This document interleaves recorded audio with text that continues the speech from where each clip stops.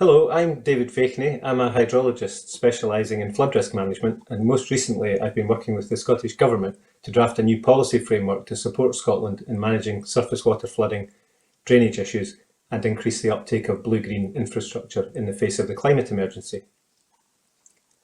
I'm here today to talk about this work and highlight how much of our success in climate adaptation depends on us understanding and respecting the valuable services that are provided by our water systems. Water Resilient Places, a policy framework for surface water management and blue-green infrastructure, was published on the 5th of February and sets out the Scottish Government's strategic position on surface water management. The framework is set in the context of the climate emergency and focuses on achieving water resilient places through placemaking and climate adaptation. The climate emergency requires us to plan for the future like never before.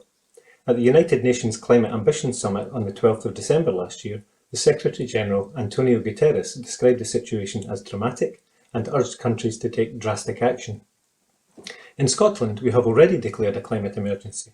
We have committed to some of the toughest statutory emissions reductions in the world by adopting a net zero emissions target by 2045, and we're adapting our activities to ensure we are climate ready and able to thrive in our future environment. Climate adaptation is tough to imagine, let alone deliver.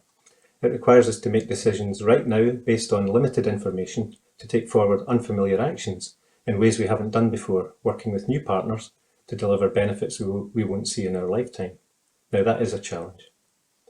And one of the biggest challenges we face right now here in Scotland is how we adapt to our increased exposure to flooding through climate change and the continued densification of our towns and cities. Our total asset, if you like, that needs to be flood resilient continues to increase. We recognise that this challenge is too big to be fixed by the flooding and drainage sector alone, and what we aim to do is bring people and organisations from all sectors together to work to deliver water resilient places, great blue-green places to live in that are adapted to future conditions. The Water Resilient Places policy framework aims to do just that, and it's centred on the truth that we can only have great places that are adapted to our future climate if we design them so that increased rainfall, sea level rise and more frequent river flooding demand less of our attention, resources and time. So how might we do that? Whose business is it? And what is the value of our water systems in helping us get there? Constructing the framework was very interesting as it took me away from my flood risk management roots and made me look at the challenge from quite a different perspective. Our aim for the framework was to switch the focus from flood risk managers deal with flooding issues to water resilient places benefit us all, so we all have a role to play in delivering them. To have any chance in achieving this, we need to get people thinking about their particular activities and how just about everything we do in our towns and cities can have an impact on our water systems. This gets us thinking about our activities in a different way, including having to consider the value of the elements of our water systems in ways we haven't done before. We must start to think about the consequences of our actions at the optioneering stage, as well as looking at what we want, the costs and benefits, and what might be feasible. Managing the impacts of floods in future will depend on optimising the services provided by all the elements within our water systems. This includes how we regard, value and manage our water system elements. Catchments, lochs, reservoirs, floodplains, river channels, natural flow paths, wetlands, drainage systems, aquifers, and even our coastline and tidal waters. In my view, these precious water system assets can only become more valuable as demand for their services increases. Once we all understand the value of our water systems and how they can contribute to climate adaptation, we can design a future around them that works in our favour and remedy those situations where we're working against water systems. A water resilient society benefits everyone, and therefore we all have a role to play in making sure it happens. So this work is focused on facing up to our future climate challenge, dealing with surface water flooding, drainage issues, and increasing the uptake of blue-green infrastructure. And we asked, how might we do that? Whose business is it? And what is the value of our water systems in helping us get there? So how might we do that? Well, we've chosen to try to engage the widest range of players in helping us address this. So we need to make it attractive to them. And to do this, we're placing the focus on climate adaptation and placemaking. And in terms of whose business is it, well, if we all benefit from it, surely it's in some way everyone's business. We've taken this to be everyone's business because we all have the potential to contribute positively or negatively to the climate adaptation challenge, and we need to increase the positives and decrease the negatives across the board if we are to succeed. The biggest question for me right now is how do we get everyone contributing positively in this regard? Key to this will be getting everyone thinking about the value of water systems and helping them to deliver and sustain their activities in a changing climate. And we're starting to work out how we might do that, and we need all the help we can get. So now I'd like to provide some food for thought on how we might consider the value of our water systems and how that might help us optimise their services right now and for future generations. So I think there are two key threads to be considered here. Firstly, how we value water systems as individuals, communities or society as a whole, how we regard them, positively, negatively or neutrally, i.e. how do we place a qualitative value on our water systems? And secondly, how can we put a value on water systems in terms of the goods and services provided? Can we monetise them or determine measurable benefits in some other way? i.e. how do we quantify the benefits of our water system elements? So how might we value them? That is, make them something we wish to have as part of our societal and cultural values, understanding that water systems are precious and that we should work with them to help us because of what they are in their own right and for the services that they provide.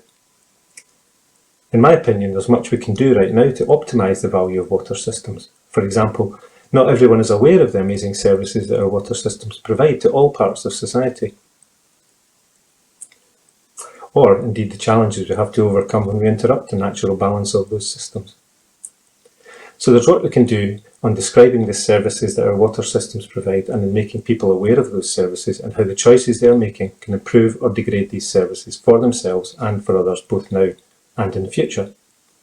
So we can do something here right now just by highlighting and promoting the value of water systems and encouraging water positive and climate adaptation positive activities and reducing those negative activities. Perhaps a greater challenge is considering how we might put an actual value on water systems, i.e. how we quantify their benefits. Determining the absolute value of our water systems and elements of our water systems is going to be much more difficult. However, learning how to put a hard value on elements for our water systems will be an essential part of integrating blue-green infrastructure into our towns and cities and helping us move away from our current position of managing flood risk and drainage issues with largely grey infrastructure. There are some tools already available to help us with this, and various pieces of discovery work are already underway. In terms of available tools, CIRIA, the Construction Industry Research and Information Association, has the best tool, a benefits estimation tool, which provides a structured approach to evaluating a wide range of benefits from blue-green infrastructure, particularly sustainable drainage systems and natural flood management, and it's based on the overall performance of particular interventions. It follows a simple structure, commencing with screening and qualitative assessments to identify which benefits to evaluate further. And where feasible, it provides support to help quantify and monetise the potential benefits and can help underpin collaborative working through that. At the end of the evaluation, the tool provides graphs and charts to present the benefits based on ecosystem services and social, environmental and financial criteria. CIRIA is also taking forward work to understand how we can manage blue-green infrastructure, including water systems, as assets, in much the same way we would regard other constructed assets. This in itself recognises there is a value to these elements, even if we're not able to absolutely quantify those benefits just yet. Scottish Water will be transitioning in the coming years to manage as much surface water as possible through blue-green infrastructure, reserving precious sewage system capacity for what it was intended and driving down sewer flooding. They're developing their understanding of the value of natural systems and water system services to help them make this change. Scottish Water recognise that the placemaking approach is key to this, including the imperatives of collaborative working and the delivery of multiple benefits. St Mary's in Dundee is a great example of where Scottish Water has been working with a wider group of stakeholders to highlight the value of key water system elements, in this case flow paths. This has enabled key water management issues to be identified and solutions with multiple benefits brought forward. This project highlights the benefits of taking the placemaking approach, just the sort of approach we're trying to promote through the Water Resilient Places Policy Framework. The success of the St Mary's project has depended on understanding the interactions between water system elements and the value those elements provide, not just their value in resolving water management issues, but also the direct and indirect value they have in placemaking. So we're already recognising that water systems and the services they provide are valuable. We just have to develop our understanding of value a bit more and package it up in such a way that makes it accessible and usable across all sectors to encourage positive action. Working out how to do this will be a key thread in implementing the Water Resilient Places policy framework. So, to conclude, water systems have a high value in climate adaptation, and the services provided by them are central to achieving water resilient places. Key elements of water systems provide unique services locally, and when they're gone, they're gone. So we must value the unique services of our water systems. That is both the relative and absolute values of those systems. Absolute values are harder to determine, but tools are available to help, and more work has been done in this space. We need to make it everyone's business to account for the value of water systems, and those values need to be accounted for in policy, design and delivery choices if we're to get the true value out of our water systems to help us adapt to our future climate challenges. Thank you.